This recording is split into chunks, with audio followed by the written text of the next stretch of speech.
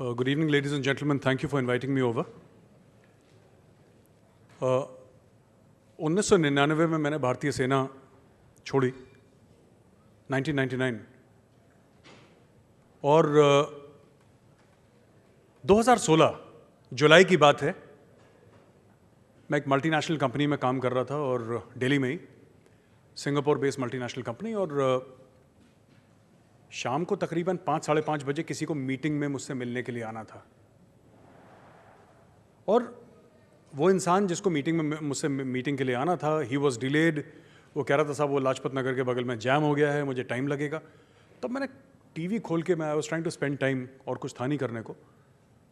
सो जब मैंने देखा टीवी में, मुझे याद है अच्छी तरीके से, जुलाई का महीना, और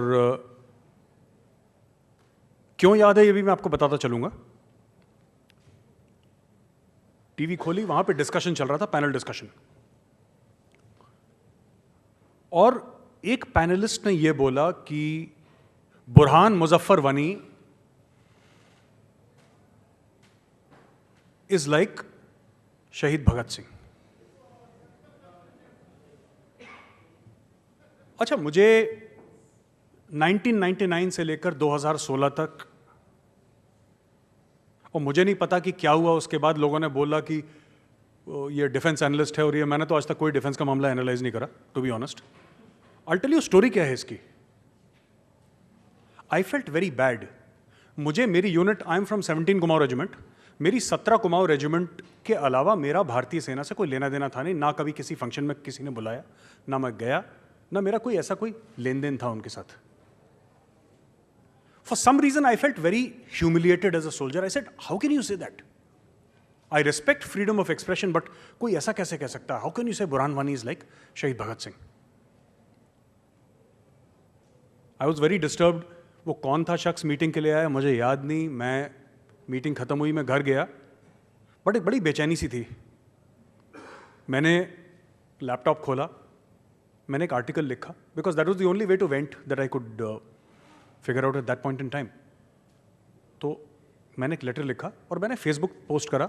सवेरे जिम जाना था 5:30 बजे उठ के, फ़ोन साइलेंट पे करा, इंटरनेट ऑफ करा, और मैं सो गया।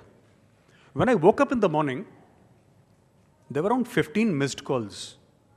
अच्छा, मुझे कभी किसी ने आज तक मिस्ड कॉल रात को नहीं मिला मुझे। 15 missed calls, and there were 732 friend request on Facebook. And then everything started growing crazy from next day as a pagalpan. That letter was called Open Letter to Burhan Wani. And it went viral, and somebody said that, you know, India has got a new defense analyst. And I wrote to him. I said, I'm not doing any defense analysis. ये आप लोगों की गलतफहमी है. That letter had nothing to do with defense or analysis. मैं, एक core commander जो कि लेफ्टिनेंट जनरल रैंक के होते हैं, उनको टीवी चैनल इंटरव्यू करके मेरे घर में आया और फिर मुझसे बोला, साहब वो जो कोर कमांडर साहब थे वो इतनी मेच्योरली बात करते हैं ना, ही टॉक सो मेच्योरली, और आप कहते हैं मार दो काट दो, ये सब आपके ऐसे बयान होते हैं, इतना फर्क क्यों? I said, he was a core commander, I was a company commander. यार, जमीन आसमान का फर्क है हम में। He is a mature person, he is far far mature. मैंने क्या देखा? मैंने 125 बंदे देखे। एक कंपनी में, इन्फेंट्री बटालियन की कंपनी में कितने लोग होते हैं? और होते एक्चुअली 60-70 हैं। तो you are trying to compare me to a general, this is your folly, not my folly. पहली बात। दूसरी चीज, ये जो नैरेटिव बना है, this fake narrative started from there, that Burhan Muzaffar Wani is like शहीद भगत सिंह। और उस दिन मुझे लगा कि जैसे उस आदमी ने हर हिंदुस्तानी को गाली दी है, because I said you can't say these things. अच्छा, क्या होता है ना, हम लोग, let me make a statement before I start my talk, and I will try and finish it up in 12 to 15 minutes.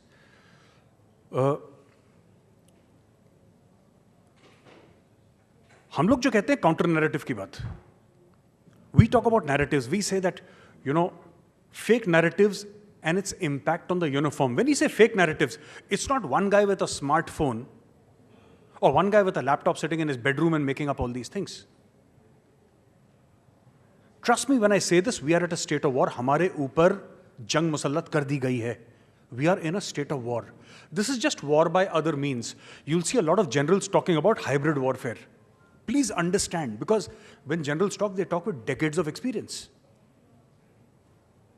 And they often talk about hybrid war. What is hybrid war? It's not a conventional war, you know, ये artillery है, infantry है, tanks हैं, fighter aircraft यहाँ से जाएंगे, special forces यहाँ से जाएंगी, navy यहाँ से. That is done and dusted. Today, one disgruntled Jawan telling a lie can bring a force, a professional, competent force like BSF, on its knees in 48 hours. I'm talking about Tej Bahadur Yadav. Punch mein posting, battalion under command Indian Army, राशन आ रहा है Indian army से, वो कह रहा है कि बीएसएफ का अफसर पैसा खा रहा है. और जो उसने वीडियो बनाया उसके बगल में नॉन वेजिटेरियन आइटम पड़ा था. He did not cover that. और मैं आपसे एक बात पूछना चाहता हूं, तो क्या हुआ अगर रोटी जली थी? तो क्या हो गया? I was posted in a place called Poonch, sugar sector, 36 sector बोलते हैं हम लोग. बर्फ गिरी, हमारे फ्रेश के सप्लाईज ब्लॉक हो गए. हमने तीन दिन लगातार नमक और चावल खाया था. मैं अल्फा कंपनी कमांडर था, मैं अल्फा कंपनी के कुक से पूछता था बुला के, वो हम दोनों में एक जोक बन गया. फिर लंच में क्या है और डिनर में क्या है? तो कह रहा साहब लंच में नमक और चावल है और डिनर में चावल और नमक है. So and it's perfectly all right. It's perfectly all right. How does it matter? तो क्या हुआ अगर खाना खराब हो गया तो? Officers look after the jawans. फौज में, I'm talking about the Indian Army. हम लोग एक चटवुट कोड होता है हमारा. We say that the safety, honor and welfare of our country comes first, always and every time. The safety and welfare of the troops we command or the men we command comes next. And our own safety and welfare comes last. Always and every time. It's followed in letter and spirit. And if there is a black sheep within the army, he's weeded out. For all its faults. और मैं ये नहीं कह रहा कि Indian army एक perfect organisation है. For all its faults, it is the most fantastic organization this country has ever seen or will ever see.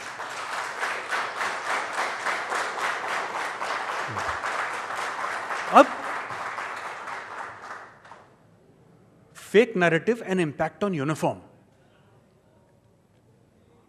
Bangalore में एक इंजीनियरिंग कॉलेज एक एप्पल का फोन जैसे ये है ऐसे पकड़ा है, एक ब्लूटूथ स्पीकर से उसको कनेक्ट करा है एप्पल के फोन को, राइट? और फेस टाइम चल रहा है. कश्मीर वैली, एक कश्मीरी लड़का पकड़ा हुआ है, वो फोन फेस टाइम कर रहा है. 20-25 इंजीनियरिंग कॉलेज के बच्चे ही हैं, वो first year second year type, वो वहां पे बैठे हुए हैं और सामने उसने फोन रख रखा है एंड एवरीबडी इज वॉचिंग. यहां पे बच्चे और उस तरफ एक lady 50-55 years of age. On cue, she starts shouting, screaming and crying in front of those 25 odd students who are watching. And she says, मेरा 12 साल का लड़का क्रिकेट खेलने गया था, इंडियन आर्मी ने उसको गोली मार दी.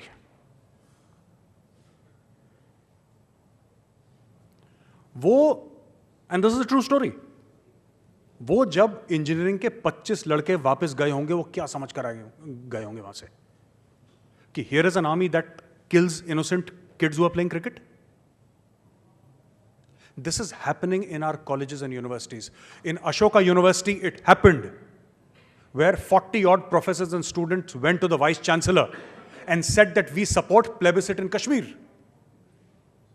And I got into an argument with one person who was part of that, and I said that how can you say this? He says उनका हक है. मैंने बोला एक देश कितनी बार आजाद होता है? 47 में एक बार हो गया, फिर होगा 2018 में, फिर 2028 में कोई और आजाद होगा. I mean, is this a country or a circus? People keep on saying one thing after the other and they create these false narratives. और क्यों? ये false narratives का buy-in क्यों होता है? We'll talk about the impact on uniform. Why is it so easy for people to...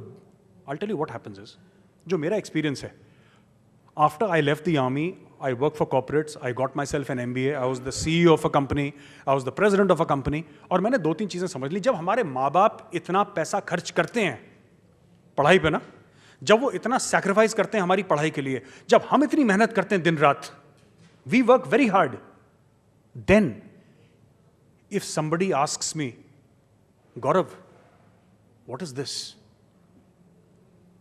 I can't say AK-47. क्योंकि माँ बाप ने इतना पैसा खर्च करा है ना. I can't say this is an AK-47. I'll have to say 7.62 mm AK-47, range 300 meters, 230 feet per second velocity. फिर मैं उसको इंटेलेक्चुअलाइज करूंगा. उसको क्या पता रेंज और वेलोसिटी क्या है? अच्छा, जब आपने मुझे इंटेलेक्चुअली कनेक्ट हो गए आप और मुझसे, तब मुझे आपको ज्ञान देना बड़ा आसान हो जाता है. अब मैं आपको एक और बात, I don't want it to sound controversial, वो जो हमारे सहाफी दोस्त है journalist, he was saying something that in college everybody is a rebel, you know, होता है ऐसे कॉलेज में. In college everybody is a rebel, but over a period of time we get over it. We get over it. हमें ऐसा लगता है कि ठीक है यार, हमारी अब यू नो अभी फिर शादी हो जाती है, लोग जॉब करते हैं, तो you get over it. Everybody is a rebel in college. Even I was a rebel in college. When I entered the academy for exactly 24 hours, I was a rebel. After that, OTS sorted me out nice and proper. मैं अपना नाम भूल गया एक हफ्ते के बाद, मुझे पता नहीं. But it taught me solid lessons. And the first lesson that the army told me is that we don't care where you're coming from. We only care where you're going. ये इंडियन आर्मी का first lesson था जो मैंने समझा. ये किसी ने बोला नहीं मुझे वहां पे, किसी इंस्ट्रक्टर ने, किसी डीएस ने, डायरेक्टर स्टाफ ने मुझे ये नहीं बोला. ये मेरी समझ थी कि तुमने जो करा होगा ना, वो तुमने करा होगा. बहरहाल, coming back to the point, everybody is a rebel in college. 99% get over it because we realize the sheer silliness of this exercise. The world is more complex than college. Some people don't get over it. People don't seem to have grown out of, you know, वो bib लगा के shorts. You know, you have to grow out of these things. Now, very interestingly, in 1949, very quickly I'll go through my points. In 1949, Pakistan created an organization called ISPR, Inter-Services Public Relations. 1948-49, yeah. They created an organization called Inter-Services Public Relations. Inter-Services Public Relations was a tri-services media and propaganda wing. Fake narrative and its impact on uniform was understood by Pakistan in 1948-49. We don't have an organization like that today, in 2018, right? और पाकिस्तान का narrative क्या है? Very interesting. Pakistan के बड़े ना कुछ खास narratives हैं. There are 700,000 Indian Army soldiers in Kashmir. I don't know who went to Kashmir, who counted these soldiers, मुझे नहीं पता. Pakistan says there are 700,000 Indian Army soldiers in Kashmir Valley. यहां पे कोई बैठा है बता सकता है कश्मीर वैली कितनी बड़ी है? Kashmir Valley is 135 kilometers long and it is around 35-40 kilometers wide. How can you put 7 lakh people there? And the Indian Army is 1.2 lakh. 1.2 million. 12 lakh की फौज है Indian Army. You mean that all the other border areas have been vacated for that 135-140 बटे 40-50 square kilometre का area? You have vacated everything and you have said कि सब फौज को इधर ही डाल दो. I went, I spoke at the British Parliament, I spoke at Oxford, I spoke at various places, I went to King's College London. And वहां पे these kids in Oxford University, these Pakistani kids were there, and they asked me, they said कि major साहब आपसे एक सवाल पूछना है. तो बोल के मुझे पता लग गया पाकिस्तानी है.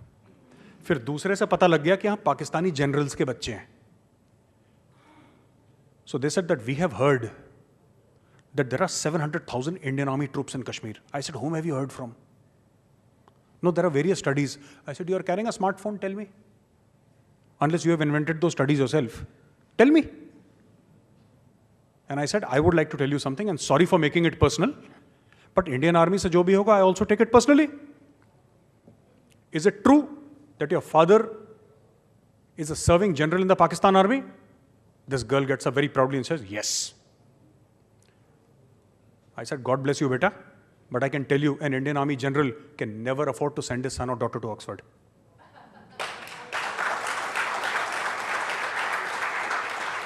वो बेचारे इंडियन आर्मी के जनरल ने इतना पैसा ही नहीं देखा होगा जब तक कि बच्चा इतना ब्राइट ना हो जाए और 100% स्कॉलरशिप मिल जाए. He can never imagine sending his son or daughter there. He does not have that kind of money. So, एक और 1965 में इन्होंने बड़ी बात शुरू करी थी. 10 हिंदू सोल्जर्स, क्योंकि उनको तो ऐसा लगता है ना कि इंडिया में सब हिंदू हैं और तो कोई रहता ही नहीं यहां पे. That is what they feel. India में सिर्फ हिंदू रहते हैं, right? So that is Pakistan this thing. 10 Hindu soldiers are equal to 1 Muslim soldiers. You please look it up on the internet. आप गूगल करिए, आपको पता लगेगा ये बात सच है.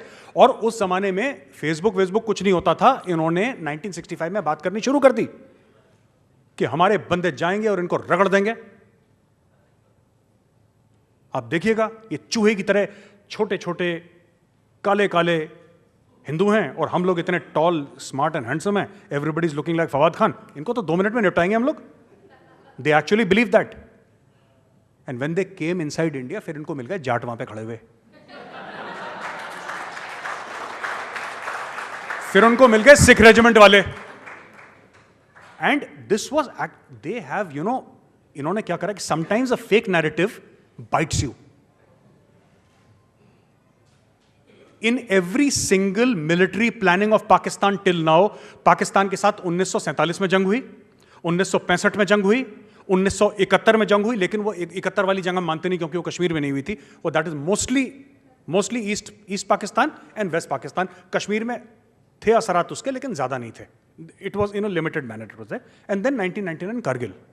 In these main 3 wars, Pakistan का जो बैटल प्लान था, उसमें एक बात तय थी कि the time we attack, the entire Kashmiri population will get up and start supporting us, and there'll be a revolt in Kashmir.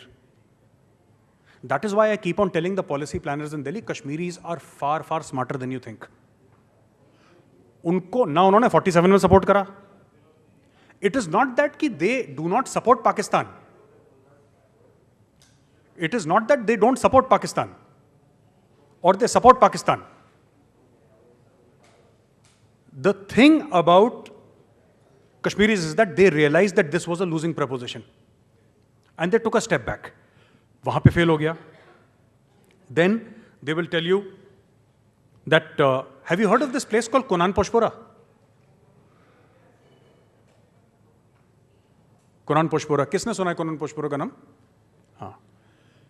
I hope you put this up on YouTube, and I want to tell you, they started this entire narrative that Rajputana Rifles की एक battalion गई, they went to Kunan Poshpora, and they raped an entire village. They repeated Kunan Poshpora so many times that people started believing कि हाँ ऐसा कुछ हुआ है. वो हिटलर का प्रोपेगेंडा मिनिस्टर था ना, Goebbels. He used to say that a lie repeated many times becomes the truth. अभी आप किसी भी पूछना कश्मीर वैली में, किसी भी बच्चे को पूछना कुनान पोशपुरा, इसे हाँ मैंने सुना है, कहां है ये नहीं पता. Most people will not know what happened. They have been fed lies. Now there was a Verghese commission report. मैं कह रहा हूं इंडियन आर्मी ने अपनी कोर्ट ऑफ इंक्वायरी करी. आप बोल सकते हैं कि ठीक है, दे आर इंटरेस्टेड पार्टीज, ये झूठ बोल रहे हैं. 2 मिनट के लिए कह सकते हैं for the sake of academic discussion ये झूठ बोल रहे हैं. जम्मू एंड कश्मीर पुलिस झूठ बोल रही है. Varghese Saab was a well-known human rights activist. He was sent there and he found out that nothing happened. But this was orchestrated so beautifully that an entire generation of Kashmiris actually believed that Kunan Pushpura took place, जबकि ऐसा कुछ हुआ ही नहीं था. This was a lie manufactured out of thin air. You know, now जो विवेक अग्निहोत्री जी ने बताया था ना, ये नक्सल वगैरह ये सब, ये माओइस्ट थिंकिंग जो है या कम्युनिस्ट थिंकिंग, माओइस्ट थिंकिंग को छोड़ दीजिए, let's talk about communist thinking. Propaganda has a very sacred place. You know, in the Chinese army battalions, they have somebody called a political officer. And he's as powerful, if not more powerful, than the commanding officer of the unit. He's a parallel power center. And what is his job? His job is to ensure that the ideology of the Communist Party is not diluted. Because they are very, very sound on ideology. This political officer's job is to ensure, and he's a very powerful person. So,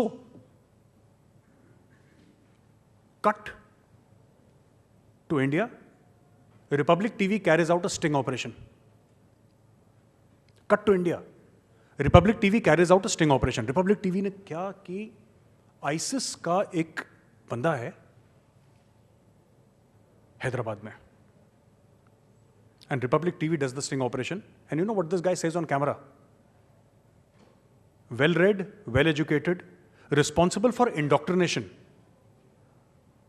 of impressionable Muslim youth in Hyderabad and Telangana area, complete area, south. He said, I traveled to Bangalore, I traveled to Kerala, I traveled to Tamil Nadu, etc. I use democracy to further my aim. I use democracy. कैसे? क्योंकि आपको हर चीज के लिए सबूत चाहिए. There will be 15 people standing with you. And he says, I use your democracy because democracy is a weakness. I use your democracy against you. That this war has started. And you know, the core concept, we are talking about Maoists and Vivek ji spoke about Maoists also. उनका जो मूल मंत्र है, that is revolution through armed struggle, आपने सुना ही होगा. Revolution through armed struggle. Now, just think about it. Forget about fake narratives and its impact on uniform. 2 minute के लिए भूल जाइए. सोचिए. I believe there is a chair और election होना है. ये 50 बंदे बैठे हैं, ये लोग वोट करेंगे और यहाँ पे सर बैठे हैं हमारे, यहाँ पे मैं हूँ. ही सेज कि मैं आपके लिए ये काम करूँगा, आप प्लीज़ मुझे वोट करिए. और ये मेरा एजेंडा है और आप प्लीज़ मुझे वोट करिए. और 50 लोग हैं, जिसको 26 वोट मिल गए वो कुर्सी पे बैठ जाएगा. ये आप कहेंगे सर. मैं क्या कहूँगा कि मुझे इस कुर्सी पे बैठना है, अगर 50 के 50 ने मुझे वोट नहीं दिया तो मैं आपको गोली मार दूंगा. नो, आपके और मेरे बीच में क्या बहस हो सकती है? आई मीन, ये लैंग्वेज क्या है, आर्ग्यूमेंट क्या है? एंड जस्ट इमेजिन, मैं इतनी फालतू की बात कर रहा हूं, मैं इतनी बेवकूफ़ी की बात कर रहा हूं, लेकिन मेरे मौजू को सपोर्ट करने वाले 50 लोग हैं, जिसमें मीडिया, सोशल मीडिया, एनजीओज, सब लोग फुल टाइम सपोर्ट करते हैं. मैं गया हूं छत्तीसगढ़, मैंने देखी है ब्लड रोड्स. मैंने एक एपिसोड बनाया था, patriot is one TV series that I do. Blood roads बनाया था सीआरपीएफ का, in which more than 155 CRPF jawans have been martyred trying to defend roads in Chhattisgarh. क्योंकि माओइस्ट उनको रोड नहीं बनाने देते, क्योंकि जहां पे रोड बनेगा वहां पे पब्लिक डिस्ट्रीब्यूशन स्कीम जाएगी, वहां पे हेल्थ की स्कीम्स जाएंगी सरकार की, वहां पे बिजली जाएगी, वहां पे टेलीफोन कनेक्टिविटी जाएगी. और एक बार इंसान ने पढ़ाई शुरू कर दी, फिर सवाल पूछेगा.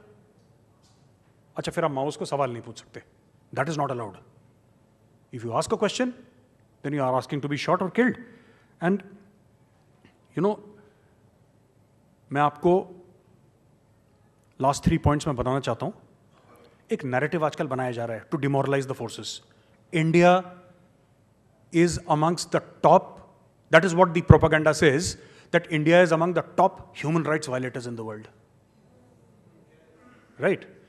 Can I tell you who are the top human rights violators in the world? The permanent members of the United Nations Security Council are the top human rights violators of the world. और ये सच है. America लाखों slaves लेकर आया Africa से. Hiroshima Nagasaki में bomb करा. England इतना सा है, यूपी से छोटा है. It ruled over the entire world. France पूरा नॉर्थ अफ्रीका खा गया. China, have you heard the story of the sparrows in China? So farmers went to Mao Tse-tung and they said कि बॉस, ये grains खा जाते हैं. He told the People's Liberation Army that kill all the sparrows. The great leap forward, instant industrialization, 30 million Chinese dead. Joseph Stalin, uncle जो कहते थे उसको प्यार से. अंकल जो actually made Adolf Hitler look like Santa Claus. He was such a dangerous man. He was a complete psychopath. And these are the people who say that, you know, India is violating human rights. No? Indian army ne maar di. Indian army uses platoon level weapons in Kashmir. What weapons do we use? We use AK-47s, we use rocket launchers, we use light machine guns, grenades use कर लिए, 40 mm UBGL use कर लिए. और क्या हमने कौन सा missile मार दी उसके अंदर है? क्या कर दिया वहां पे? We lose people every day because of our own morality. That is what the Indian army is. देखिए, मैं कई बार कहता हूं, जहां पे भी मौका मिलता है मैं जरूर कहता हूं, the Indian army is not just a powerful army, it's also a moral army. ठीक है, हमारी कोर फिलॉसफी मॉरलिटी की है. I was sitting in the army headquarters, right, and I happened to meet General Bipin Rawat, Chief of Army Staff, and there was this book, coffee table book of the Indian Army, और उसमें श्री राम की photo थी. So I didn't ask him because, you know, you're sitting with the chief. So उस समय, you know, breath control is the most important factor. You don't, chief के सामने कोई क्या बोलता. Then I came down and I, you know, after meeting the chief, even if you meet a senior officer, you feel slightly more confident, you know, यार अब the chief से मिला है मैं. So I asked him, brigadier साहब थे, I said, sir, ये समझाइए क्या है ये? He says, you know, Gaurav, why we worship Lord Ram? There have been more powerful kings in India than Lord Ram. There have been more powerful kings. I mean, Ashoka the Great, Chandragupta Maurya, these people ruled empires. आपने कभी सुना है कि श्री राम का empire कभी अयोध्या या आसपास से कभी बढ़ा गया हो? नहीं किया. And these are historical facts. But they say that we call him Maryada Purushottam. And that is why he is our moral compass. That is the messaging that goes out. It's got nothing to do with religion per se. It is more to do with the history and the philosophy of India. So, you know, Pakistan ने कुछ बनाया. During the Doklam crisis, Global Times of China was spewing nonsense every day. This is not don't forget 1962. उन्होंने बोला don't forget 1962. तो एक साल के बाद JB Datta also made a film, Paltan, which is on 1967 or 60, whenever that skirmish happened. Right? So these are all things which, you know, the morale of the Indian Army soldier cannot be destroyed by social media. If you think that किसी ने कोई खबर डाल दी है, उससे Indian army के soldier का मोरल डिस्ट्रॉय हो जाएगा, I think the person is being very very very optimistic. The Indian army soldier is made of steel. ठीक है, he is made of steel, it does not matter. But होता क्या है, they have tried to create a rift between the officers and the men through WhatsApp groups. They have tried to create a rift between us. मैंने आपको Chetwode code बताया था ना. And army officers live and die by that code. Army officers form less than 4% of this army. Less than 4% of the Indian army are comprised of commissioned officers. But casualty rates of army officers are 11.8. It is almost 3 times.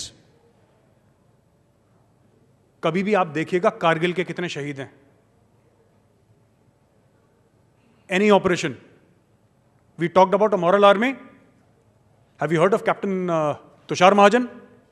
Captain Pawan Kumar, 9 para SF, 10 para SF? सब लोगों ने बोल दिया कि army unarmoured लोगों पे attack कर रही है. सच्ची बात क्या थी? ईडीआई पांपोर के अंदर थे वो लोग. वहां पे 150 लोगों को हॉस्टेज बना के रखा था. जम्मू एंड कश्मीर पुलिस ने नेगोशिएट करके हॉस्टेजेस को अलग करा. Tushar and Pawan went inside. After 3 hours their dead bodies came out. Tushar की क्या उम्र थी? 26 साल का था तुषार, और ये 27-28 साल का होगा पवन. पवन was from 10 and Tushar was from 9 para SF. They talk about morality.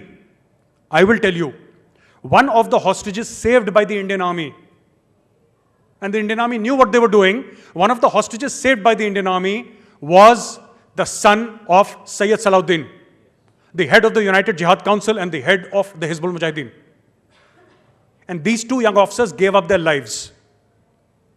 And then they say, Syria की एक मास ग्रेव ले ली, उसकी फोटो ले ली, वो सीरियन बंदे हटाए, यहां पे फिरन पहन के बंदे आपने खड़े कर दिए, पीछे माउंटेन्स आपने लगाए. Mass grave found in Kupwara, Lolab valley. And you keep on churning these narratives day in and day out, trying to defame an army. I am not saying the Indian Army is perfect, but I'm telling you it has a huge ability for self-correction.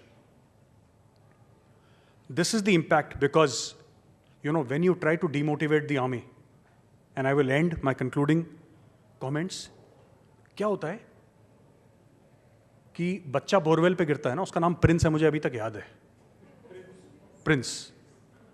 So you call the फौज ना कि Prince को निकाल लो, तो फौज जाके फिर Prince को निकाल लेती है.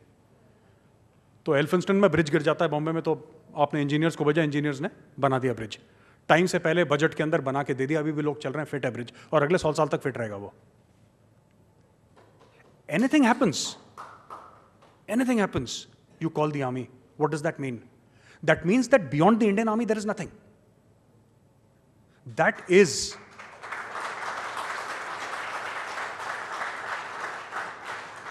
the Indian Army is the last argument of this nation. हम लोग ताश खेलते हैं ना, जब सारे पत्ते खत्म हो जाते हैं ना, एंड में आप कहते हैं लो हुक्म का इक्का. That is the Indian Army, because Indian Army never fails. Now what happens when you create a narrative to damage that institution? You're not hitting at the army, you're hitting at the core of India, and that is the entire idea of this disinformation campaign. Jai Hind. Thank you.